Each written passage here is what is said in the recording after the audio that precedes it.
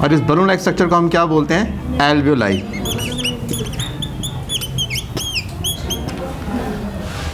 दिल है जो इधर आता है, इसकी तरह बनाते हैं हाँ भाई ये तो खतरनाक सीन है। सो दिल कहाँ आता है? लेफ्ट वाले लंग्स को कहता चल वे साइड हो, तो थोड़ा सा जगह वो ले लेता है किसका? रुक जाओ जाओ, ये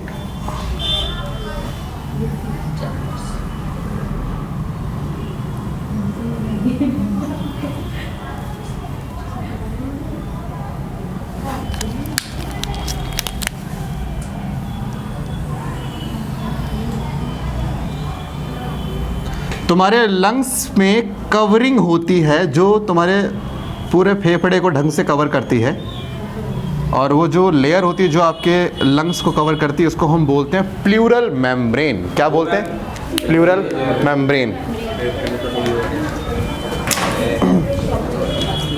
सुनो भाई, सो ये हो गया, this is parietal pleural membrane and this is visceral pleural membrane। ये जो बीच में आप जो खाली जगह देख रहे हो ना, ये ग्रीन और ब्लू के बीच में, इसको बोलते हैं प्लूरल कैविटी। और ये खाली नहीं होता, यहाँ पे फ्लूइड ऑलरेडी फिल्ड होता है, और उस फ्लूइड को अपन क्या बोलते हैं? Pleural fluid. मतलब प्लूरल मीन्स आपको लंग्स से यहाँ पे आपको बात करनी है। सो यहाँ पे जो फ्लूइड, यहाँ पे जो डिपॉजिट है, इसको हम क्या बोलते हैं? Pleural fluid. और ये जो पैराइटल प्लूरल मेम्ब्रेन है, इसके पास रिसेप्टर्स पाए जाते हैं। रिसेप्टर्स बता दो, बायोलॉजी में रिसेप्टर्स एक तरह से सेंसर्स होते हैं, जो चीज़ों को सेंस करते हैं, वो समझते हैं कि इसमें कैसा रिस्पॉन्स अपने को देना है। तो यहाँ पर भी एक तरह के रिसेप्टर्स पाए जाते हैं जो काइंड ऑफ प्रेशर रिसेप्टर होते हैं। इन्हें प्रेशर फील, ये प्रेशर को फील कर सकते हैं आसानी से कि कितना प्रेशर जो है अंदर से बाहर पड़ रहा है इन्हें। सो पैराइटल वाले के पास क्या मिलेंगे? These are the receptors. हाँ कि ना? अच्छा, और जैसा कि मैंने कहा कि यहाँ पे लगातार ब्रांचिंग हो रही है। हाँ कि ना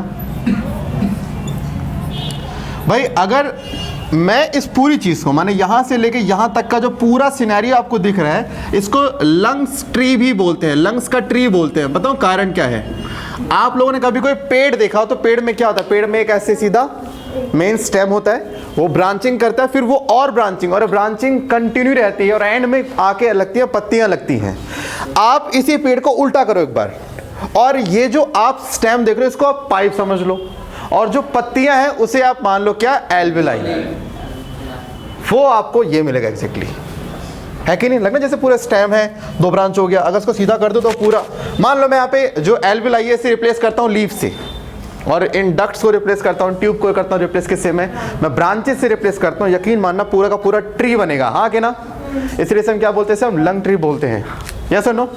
अब यहाँ पे आपको खैर मिलता है एंड में एल्वियोलाई। तो करते करते आपके एक मतलब लंग्स के अंदर मिलियंस ऑफ आपके पास एल्वियोलाई पाए जाते हैं। तो आपका जो पूरा लंग्स है वो एक तरह से खाली, कहते हैं ना, बलून है, जिसमें बाहर मसल्स तो हैं, अंदर पूरे ऐसे क्या ढेर सारे ऐसे बलून बने हुए हैं। और अब मेरा एक सवाल आप लोगों से है। पहली चीज़ तो खैर हम बात करते हैं लेरिंग्स की, ठीक है? हम स्टेप बाय स्टेप आते हैं। पहले बात करते हैं लेरिंग्स की। सर ये लेरिंग्स क्या होता है? इसको बोलते हैं वॉइस बॉक्स। क्या बोलते हैं? Voice box. देखो बर्ड्स के पास भी होता है ये, लेकिन बर्ड्स के पास होता है सेरिंग्स करके वर्ड यूज करते हैं। ये होता है बर्ड्स के केस में। इंसानों में क्या होता है? लेरिंग्स, उनके में सेरिंग्स होता है। अब ये क्या होता है, जैसे मैं आपको एक बताता हूँ कि जो आपकी वॉइस निकल रही है कहाँ से आ रही है? लेरिंग्स से। कहाँ से? लेरिंग्स से आपकी वॉइस जो जनरेट होती है, जो कि यहाँ पर है। आपको यहाँ पे आपको बता दूँ मैं, इसी लेरिंग्स के आगे पूरा थायराइड कार्टिलेज जमा होता है, और पूरा क्या बनता है? थायराइड ग्लैंड बनता है। लेकिन जब इसी कार्टिलेज को हटाते हो तो आपको पीछे क्या मिलता है? एक वॉइस बॉक्स। आपको साफ दिखता है कि एक बॉक्स रखा हुआ है आपके ट्रैके के ऊपर। अब ये जो वॉइस बॉक्स है, तो मैं जरा इसको लेरिंग्स को थोड़ा सा साइड करता हूँ। मान लीजिए ये हो गया लेरिंग्स। तो लेरिंग्स के अंदर ना ऐसे कोड्स पाए जाते हैं, इनको बोलते हैं वोकल कोड्स। क्या बोलते हैं? Vocal codes. और इन वोकल कोड्स के बीच में स्पेस होता है जिसे बोलते हैं वीमा ग्लॉटिस। क्या बोलते हैं? देखो ये मैंने आपको साइड से दिखाया, अगर आप ऊपर से देखोगे ना, ऊपर से माने ऊपर से तो आपको ट्यूब मिलेगी पूरी, तो आपको ऐसे दो फ्लैप मिलेंगे, एक तो ऐसे और दूसरा ऐसे, हाँ कि ना। और ये जो स्पेस है क्या है? वीमा ग्लॉटिस। ये स्पेस जितना कम होगा आवाज़ उतनी पतली होगी, जितना ज़्यादा ये वाइड होगा उतना आवाज़ भारी होगी। आपको पता है बेसिक सा सिद्धांत जो साउंड के निकलने का होता है फिजिक्स में, कि जो स्पेस जितना छोटा उतनी ज़्यादा तेज आवाज़ निकलती है, सुनो, उतनी उसकी हाई पिच, उतना वो लॉन्ग रेंज तक जा सकते हैं। लेकिन जितना ज़्यादा बड़ा पिच होगा यहाँ पे, माना जो वाइडर गैप होगा वीमा ग्लॉटिस, उतना ही थोड़ा सा वॉइस में हैवीपन एंड ऑल चीज़ें आती हैं। अब सवाल ये, यहाँ पे वोकल कोड्स होती हैं, so these are the vocal cords. तो कहते हैं वोकल, सुनते हैं वोकल कैसे हैं वोकल, तो वोकल कोड स्टैंड फॉर, मैंने जो वोकल वर्ड बोलते हैं किससे आता है? वोकल कोड से निकाला गया है। तो लेरिंग्स के अंदर आपके वोकल कोड्स होते हैं। जब हवा हम बाहर छोड़ते हैं तब जो कार्टिलेज आपके थर्ड ग्लैंड के होते हैं वो इनको पुश करते, चल भी अंदर आ, और जब ये पास में आता है तो बीच में गैप नैरो होता है, और इसकी वजह से फिर यहाँ से जब ढेर सारी हवा जब इस छोटे से एरिया से पास होती है तो साउंड प्रोड्यूस होती है, जिससे आप बोलते हो। इसका मतलब क्या है? जब तक यहाँ से हवा बाहर नहीं जाएगी तब तक साउंड प्रोड्यूस हो नहीं सकती। क्योंकि जब आपको पता है ना भाई कि मान लीजिए ये एक छोटा सा स्पेस है, हवा या तो ऐसे या ऐसे आए किसी भी, लेकिन जिस दिशा में ज़्यादा प्रेशर बिल्ड होगा उसी दिशा से आपको ज़्यादा आवाज़ मिलेगी, हाँ कि ना। मान लो बाहर प्रेशर कम है तो वहाँ आएगी स्लोली आएगी, आपको साउंड नहीं है। जब सडनली आप बहुत सारी एयर बहुत ज़्यादा प्रेशर से छोटे से एरिया से पास करोगे तो उनके पार्टिकल्स टकराते हैं and they will produce energy, जो आपका साउंड के तौर पे निकलकर सामने आता है। लेकिन आप वहीं आप साउंड को बोलो चल आराम से जा, कोई टकराएगा? एक पार्टिकल टकराएगा, साउंड आएगी ही नहीं। लेकिन उनको बोला कि भाग फटाफट इसी छोटे से एरिया में, और अभी भाग, तो सब जब भागेंगे तो एयर पार्टिकल टकराएंगे, साउंड वहां से प्रोड्यूस होना शुरू हो जाती है, हाँ कि ना। जो बोले बात है उनका बंद होता है। बताता हूँ अभी, इतना मेरे पता लग गया। इसका मतलब सर हम ब्रीद करते टाइम तो बोल ही नहीं सकते, हम सिर्फ ब्रीद आउट के टाइम बोल सकते हैं। पता है आपको? आप कभी सांस लेते वक्त नहीं बोल सकते? ट्राई कर, अरे ट्राई तो कर एक बार, मुस्कान ट्राई करिए और बोलिए कैसे। इतना बोल दे हाय सर, इस तरह से, मतलब हाँ नहीं ट्राई करिए। नहीं बोल पाओगे ना लेकिन बोल सकते हो। एक कंडीशन है, एयर को एकदम से बहुत तेजी से खींचो।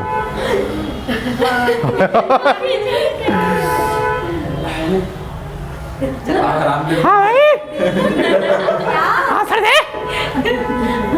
मैंने कर लिया था। नहीं तू, हमने देखा नहीं, ट्राई दोबारा कर। नहीं ऐसे एक बार एयर बहुत तेजी से अंदर खींच, फिर देख कुछ बोल पा रही है ना।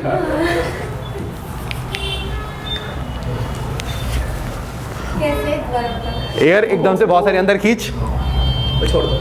नहीं एकदम से अंदर खींच और फिर आवाज प्रोड्यूस करने की कोशिश कर during the inhalation of air. नहीं लगा सर कभी नहीं हो रहा ना? कारण सुनो क्या है भाई, मैंने तो कहा वीमा ग्लॉटिस को क्या चाहिए? एयर का मूवमेंट करा दो आप। लेकिन यहां से जब एयर बाहर निकल रही है, बोल रहे हैं, अंदर जाते क्यों नहीं? क्योंकि अंदर से प्रेशर बहुत होता है, हाई, बहुत ज्यादा प्रेशर होता है अंदर से, हाँ के ना। तो वो क्या होता है आप खुद सोचो, पहले छोटी छोटी पाइप से एयर निकलता होगा, कितना प्रेशर होगा, फिर बड़ी पाइप में और प्रेशर हुआ, करते करते इतना ज्यादा प्रेशर होता है कि उसी प्रेशर वजह से आपको वो थोड़ा सा साउंड सुनने को मिलता है। लेकिन जब बाहर से आप एयर लेते हो उसमें इतना प्रेशर आप बिल्ड नहीं कर पाते, आप उसको स्लोली लेते हो, हाँ कि ना। तो इसीलिए यार ना कि हमेशा जब सांस छोड़ते हो तभी आप बोल सकते हो, हाँ कि ना। ओके सर, पता लग गया हम कैसे बोलते हैं। हम जब यहाँ पे जब करते हैं, बोलते हैं, तो ये वीमा ग्लॉटिस पास में आते हैं, और जब पास में आते हैं तो इनके बीच का स्पेस कम हो जाता है और हम यहाँ से साउंड प्रोड्यूस करते हैं। साउंड पता कौन सी प्रोड्यूस होती है? साथ में बोलोगे? बताओ कौन सी साउंड प्रोड्यूस होती है? एक बार ओम बोलो। ओम है ना। ओम के अंदर आपका कोई टंग वगैरह हम यूज नहीं करते। ये ओम की साउंड आपके यहाँ से आ रही है, गले से आती है। आपका जो लेरिंग्स है ना उसी साउंड देता है, ये साउंड आ रही है आपके कहाँ? गले से। आपके माउथ की ऐसे अंदर अरेंजमेंट कर रखे जिससे आप उसको वर्ड्स में तब्दील कर लेते हो। बर्ड्स के पास भी वॉइस आते हैं लेकिन वो उसको कन्वर्ट नहीं कर पाते वर्ड्स के अंदर। पैराग्लाइडर बोलते हैं वो। हाँ वो बोले तो उनके पास है, बोलने वाले तो होते हैं उनके पास है। इतना पता लगा कि यहाँ से आप सोचो कि ऐसा नहीं हो।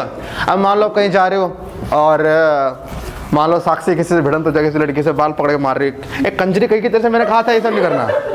अब ये जो भी इसको प्यार से शब्द बोल रही होगी, भाई इसका मतलब हो रही है शब्द यहाँ बन रहे हैं, ना ना बन सारे यहाँ रहे, यहाँ से साउंड आ रही है। सोचो यहाँ से जैसे वैसे बंदा बोले तो फिर तो हो गया बात।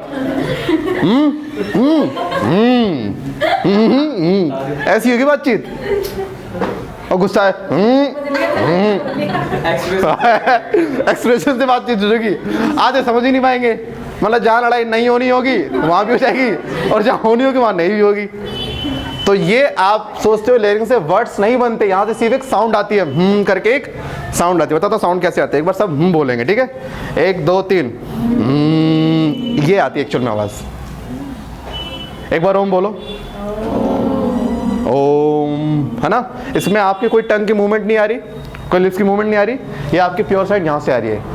आपको पता है, छड़ो यार क्या बताऊँ इतना तुम्हें, इतना तुम्हारा काम की चीज़ नहीं है। जब भी जो जिन्हें म्यूजिक का शौक होता है थोड़ा बहुत, उन्हें ओम का रियाज कराना बहुत ज़रूरी होता है, बहुत ज़रूरी ओम का रियाज। ओम के रियाज से आपके एक्चुअली में ना वोकल कोड्स पूरे ट्रेन हो जाते हैं, पूरे के पूरे ढंग से ट्रेन हो जाते हैं, क्योंकि वो उसमें आपके माउथ का रोल है ही नहीं, सारा खेल किसका है। अगर आपने पहले इसको ट्रेन कर लिया ना अपने हिसाब से, तो आपका मान लो आधा म्यूजिक तो वहीं कंप्लीट हो गया। हाई पिच लो पिच से करते हैं वो सारा क्या? हाँ, मतलब जितना पास लेंगे उतना ज़्यादा, जितना लेंगे उतना ज़्यादा उतनी ज़्यादा तेज साउंड आती है, और जितना ज़्यादा दूर उतना हैवी साउंड आता है। ओके, सो खैर इतना आपको याद रखने का। अच्छा, ये जो लेरिंग्स है यहाँ पे आप देखोगे तो यहाँ पे एक ओपनिंग होती है, सुनो, मतलब अगर ये जो बॉक्स पूरा बॉक्स रखा होता है, अगर आप इस बॉक्स को हटाएंगे तो आपको एक्चुअली मिलेगा ट्रैकिया की ओपनिंग मिलेगी, सुनो। And this opening will be known as glottis. और ये वॉइस बॉक्स के नीचे होती है। हाँ, वॉइस बॉक्स ना ऐसे होता है, जैसे मान लो ये है ट्रैकिया की ओपनिंग, ऐसे होता है वॉइस बॉक्स, उसके ऊपर से ढक्कन की तरह। हाँ ढक्कन की तरह होता है। अब ये जो ओपनिंग है, this opening will be known as glottis, और ग्लॉटिस के ऊपर एक ढक्कन है जो इसको कवर करता है, यस और नो? इसको बोलते हैं एपीग्लॉटिस। हाँ कि ना? अजी हमने जब पानी पीते हैं तो हम ऐसे करते हैं, क्यों करते हैं? कोई है जो बिना ये करे खाना खा ले या पानी पी ले? सर कहीं आगे जा कहीं और पहुंच जाएगा। मेरे को क्या देख रहे हो बे? पानी हो गया, आओ देखो अपना ढक्कन खोलोगे करके दिखाओगे। क्या? मेरा कहने का मतलब ये है कि आप बिना इस चीज़ को नीचे कराए पानी नहीं पी सकते। या एक काम को इसको पकड़ लो, ये पकड़ जाने मत दियो, आप पानी नहीं पी सकते इसके बाद। पता है क्यों? कारण सुनना क्या है।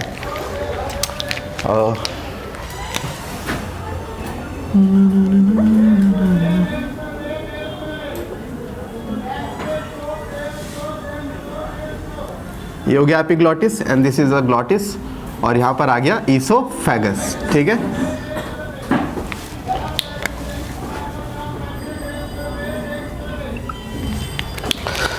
दिक्कत ये होती है कि जैसे मान लीजिए यहाँ से है, ठीक है, ऐसे यहाँ पे खाना यहाँ पर आया, खाना पानी जो भी है, अगर ये ओपनिंग बंद ना हो, अगर ये ओपनिंग बंद ना हो तो खाना ट्रैकिया में जा सकता है कि नहीं जा सकता?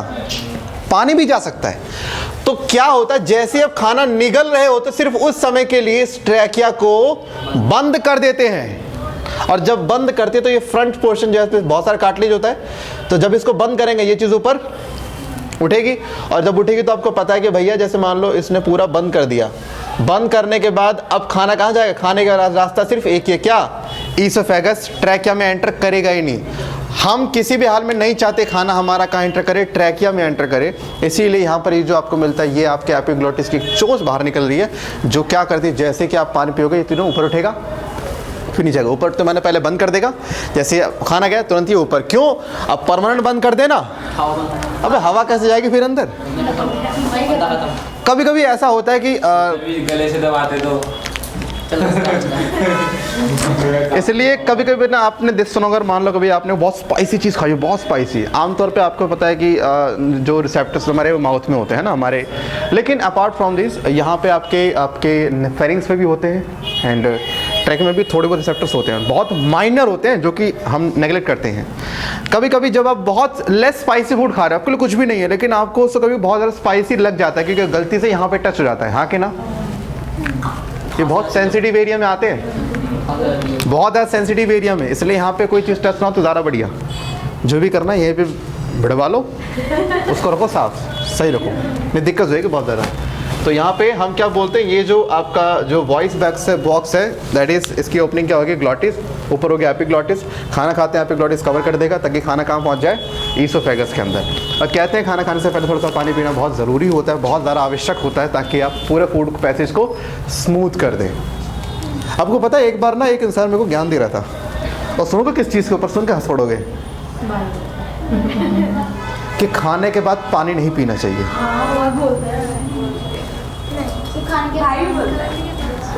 ज्ञान 50 साल का कोई पर्सन रहा होगा फार्मास्यूटिकल इंडस्ट्री में, मेरे को बोल रहे कि विनय जी पानी नहीं पीते हैं। मैंने कहा अच्छा जी पानी नहीं पीते हैं। अब मेरे को मालूम है, मैं नहीं कह रहा कि नहीं पीते हैं, मैं कहा लॉजिक बताओ, लॉजिक पता नहीं, बात सही करते, नहीं पीना चाहिए। कारण क्या होता है बता दूँ? सर वो कंसंट्रेशन कम कर देता है एसिड का पेट के अंदर, तो फूड डाइजेस्ट नहीं होता। स्टमक के अंदर एसिडिक पीएच होता है और हमें एसिडिक पीएच प्रकार रखना होता है। आपने जैसे ही पानी पिया वो पीएच चेंज, तब बॉडी दोबारा करना पड़ता प्रयास उस पीएच को लाने में। और जब बॉडी को इतना शफल करना पड़ेगा सिर्फ पीएच मेंटेन कर रहे हैं तो डाइजेशन भी मुश्किल हो जाएगा, ठीक है। इसीलिए कभी कहते हैं कि आपको जो नहीं पीना चाहिए, बट मैं तो खैर पीता हूँ, मैं हमेशा पीता हूँ। मैं कहा नॉलेज अपनी जगह भाई, मज़े अपनी जगह है। तो अब कई लोग कहते हैं खाने के बाद तुरंत चलना चाहिए, ये काम मत करना भाई कभी। सर हमें तो बचपन से बोला कि भाई खाते भाई दौड़ लिया कर, रन लगा लिया कर। पागल है क्या? तुम्हारे स्टमक के अंदर चर्निंग मूवमेंट होती है, मसल खुद मूवमेंट करता है, फूड की खुद मूवमेंट कराता है इसके अंदर ही अंदर। तुम नहीं चलोगे तो भी फूड डाइजेस्ट। अबे तुम आज से चलना शुरू कर रहे हो, क्या आज तक खाना डाइजेस्ट नहीं हुआ था क्या? हुआ था ना? आज तक नहीं हुआ क्या? आज तक भी तो हुआ है। बस ये ना क्या है, कुछ लोगों के बस वो है चोंचले हैं कि बस हाँ करना चाहिए, ठीक है, अलग अलग है। अच्छा भाई, तो अब एक काम करो, पहले इतना लिखो, फिर मैं तुम्हें कराता हूँ बाकी चीज़ें इसकी ट्रेकिया की।